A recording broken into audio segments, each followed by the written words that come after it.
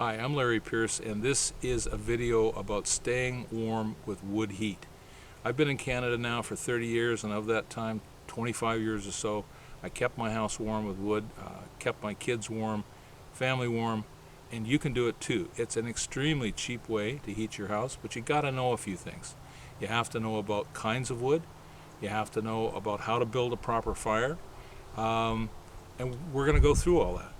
So if you're concerned about carbon dioxide coming out of your wood stove, you do get some stuff out of your wood stove. You get water vapor. You get very minute amounts of unburned wood. Comes out as, it's called smoke, and you get carbon dioxide, which of course you can't see. Now, none of these things are really important unless you have a real old clunker of a stove, and then it'll put out an awful lot of smoke. But if you buy a modern stove that has air injection systems, that has a catalytic converter, it has a thermostat, it produces practically nothing other than water vapor, CO2. The way for you to tell, by the way, how well your stove is doing is go out and look at the smoke. If you got blue smoke coming out, you need a new stove. But if your stove is in the burn range, you know, around 300 degrees Fahrenheit, 400 degrees, it should produce nothing but white vapor out of your chimney. Okay, let's go take a look at my wood pile, and I'll show you how to heat your house and be independent. This is a wood shed. If you're going to stay warm with wood, you have to know about wood. That's the most important thing. Every wood shed should have wet wood and dry wood. You don't want all seasoned wood. And that's kind of a funny term. You never know what these wood guys mean when they say seasoned. What you want, what I've got here, this wood here, it's all Douglas fir. This was cut maybe 3 or 4 months ago. Here on the coast of BC, Douglas fir is the best firewood we've got. You also want to have, I'll show you this in a minute, you also want to have some dry wood.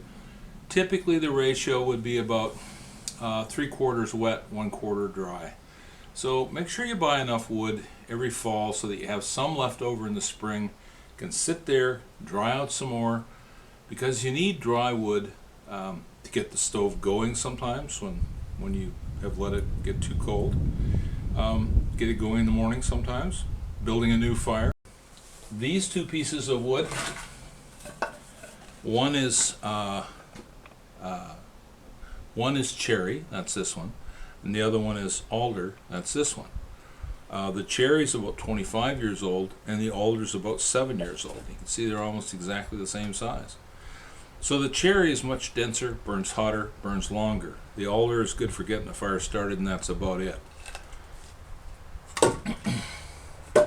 When you stack your wood up, it'll be wet. So you want to go along periodically and make sure it hasn't shrunk and leaned. Check it with something, make sure it's still nice and tight. There's one. If it starts drying out, it may lean forward and fall over, and you'll have to stack it up again. Now, all this wood I purchased, but you could have gone out in the woods and cut it yourself. Many places will give you a permit to go onto public land to cut wood. But when you bring it home and stack it up, you want to use this method for the ends. You got 2 going this way. You notice the flat side's down. Then you got 2 going the other way with the flat side down. Then you repeat. That one's not quite right, but it should be flat side down. You build up a thing like this, and then you pile the wood as you go.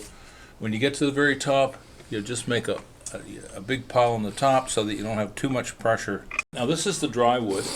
A lot of this is fir and some odds and ends that came out of the forest. This is a bunch more of that alder. This is cherry. We got this at the side of a road in town. Some guy had been trimming his cherry tree and piled it up out on the road. This is a good source of wood, stuff that people take out and put out there for the garbage man to take. If you come and take it, it saves him money. He's glad to see you go. This is old. It's got moss all over it. Tight rings. It's real hard.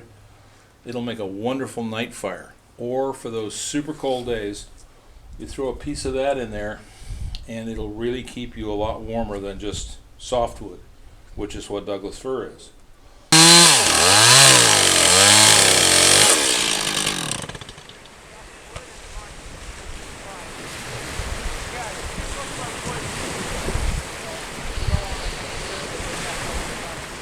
That is spruce.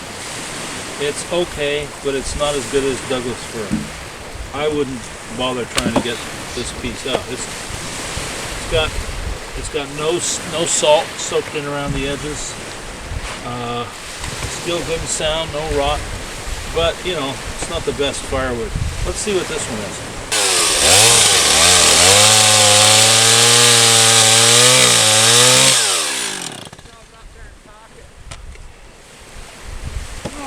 Alright, this is what we're looking for.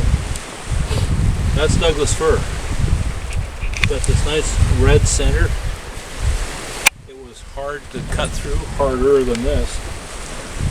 It's in pretty good shape. There's no salt soaked in. It hasn't been in the water that long. That's a good piece of firewood. You could, if you've got a tractor, come down here and yank the thing out with a tractor. Most of you folks in the city don't have a tractor, so what you can do is just come down and cut it up into pieces and chuck it up there and take it home. So there you are. Free firewood. This used to be a nice beach before the ocean did this to us a couple days ago. This is another source of wood. You can get this stuff for free generally in places where trees are turned into lumber. This is these are called mill-ends, and this is a rough 2-inch board. This is where the phrase 2x4 comes from, because it's actual 2 inches here, 4 inches there. Then they plane it and turn it into what you buy in the lumber yard. This stuff burns hot.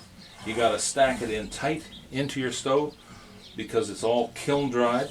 It's got lots of surface area, so if you're going to use this, put it in your stove, stack it in tight, and keep an eye on it.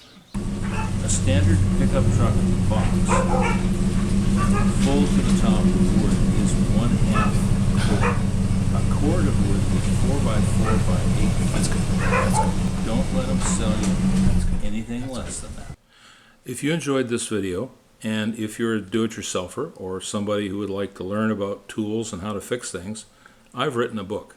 It's called The Art of Fixing Things. You can buy it on Amazon. It's about 12 bucks. It's got over 150 tips and tricks for using tools, making things, fixing things. And there is a little section in here on chainsaws, how to file a chainsaw.